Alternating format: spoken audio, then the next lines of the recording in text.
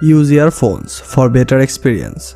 বন্ধুরা, এই মুভির কাহিনীটি লিলি নামের একটি মহিলার, যাকে আসলে কেউ ভালোবাসে না।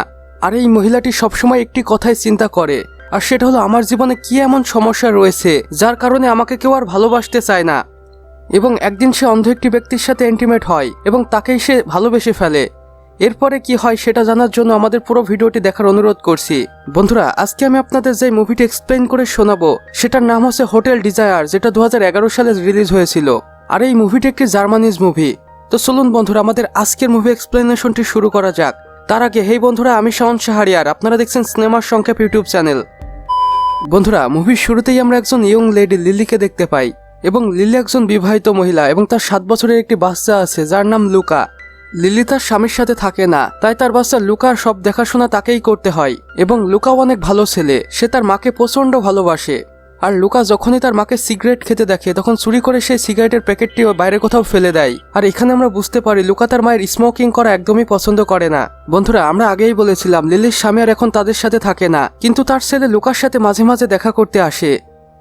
এরপরে আমরা দেখতে পাই একদিন লিলি তার ছেলে লুকাকে নিয়ে বাসের জন্য দৌড়াচ্ছে। আর এখানে আমরা বুঝতে পারি লিলি তার বাচ্চা লুকাকে তার বাবার সাথে দেখা করতে নিয়ে যাচ্ছে।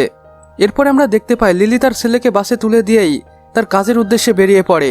লিলি আসলে একটি হোটেলে কাজ করত এবং সে যখন হোটেলে পৌঁছায় তখন হোটেল মালিক তাকে দেখে বলে, এতক্ষণ তুমি কোথায় ছিলে? আর লিলিও হোটেল ম্যানেজারকে সবকিছু খুলে বলে। এবং হোটেল ম্যানেজার জানতো যে লিলি একজন সিঙ্গেল মাদার এবং তার ছেলে লুকা দেখাশোনা তাকেই করতে হয়, তাই সেই দিন ম্যানেজার আর লিলিকে কিছু বলে না।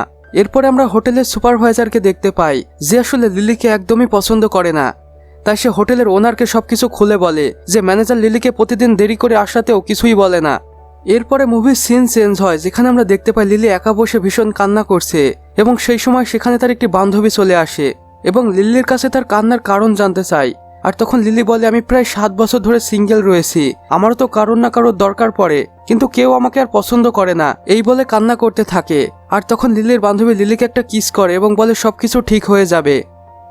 এরপরে মুভি সিন আবারও চেঞ্জ হয়, যেখানে আমরা হোটেলের ডাইরেক্টরকে দেখতে পাই যে আসলে এসে ও ম্যানেজারকে বকাঝকা করছে, কারণ ম্যানেজার সেই দিন লিলিকে কিছুই বলেনি। আর ডাইরেক্টরের মুখে এমন কথা শুনে ম্যানেজার বুঝে ফেলে যে সুপারভাইজারই ডাইরেক্টরের কান ভাঙিয়েছে। তাই ম্যানেজার সুপারভাইজারের কলার চেপে ধরে এবং সুপারভাইজারকে বলতে থাকে, তুমি যদি বেশি বেগরবাই করো তাহলে তোমাকেও চাকরি থেকে বের করে দেওয়া হবে।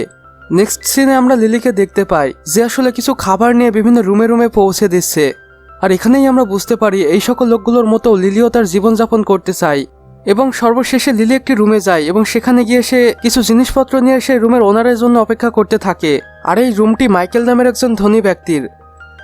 এরপর মাইকেল বাথরুম থেকে গোসল করে বের হয়, কিন্তু তার শরীরে একটি বস্ত্রও ছিল না, অর্থাৎ সে উলঙ্গ ছিল। কেননা মাইকেল একজন অন্ধ মানুষ ছিল আর সে একটুমাত্র আন্দাজ করতে পারেনি যে তার রুমে কেউ একজন রয়েছে।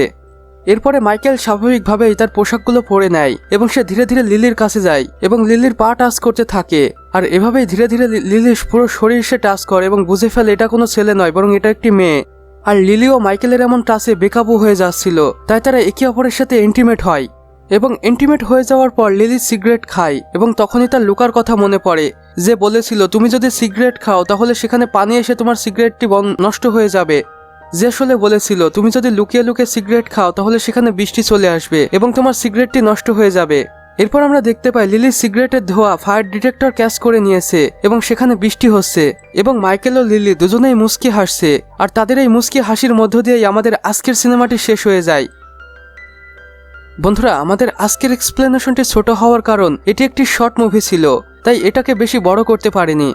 আপনাদের যদি ভিডিওটি ভালো লেগে থাকে তাহলে অবশ্যই একটি লাইক করে দিবেন এবং কমেন্ট করে জানাবেন আমাদের আজকের ভিডিওটি আপনাদের কেমন লেগেছে। এবং আপনারা যদি আমাদের চ্যানেলে একদমই নতুন দর্শক হয়ে থাকেন তাহলে অবশ্যই ভিডিও নিচে থাকা লাল সাবস্ক্রাইব বাটনটি প্রেস করে পাশের বেল আইকনে ক্লিক করে দিতে একদমই ভুলবেন না। এতে করে আমাদের সকল নতুন নতুন ভিডিওর আপডেট আপনাদের কাছে পৌঁছে যাবে সবার প্রথমে। ভিডিওটি সম্পূর্ণ দেখার জন্য থ্যাংক ইউ সো মাচ।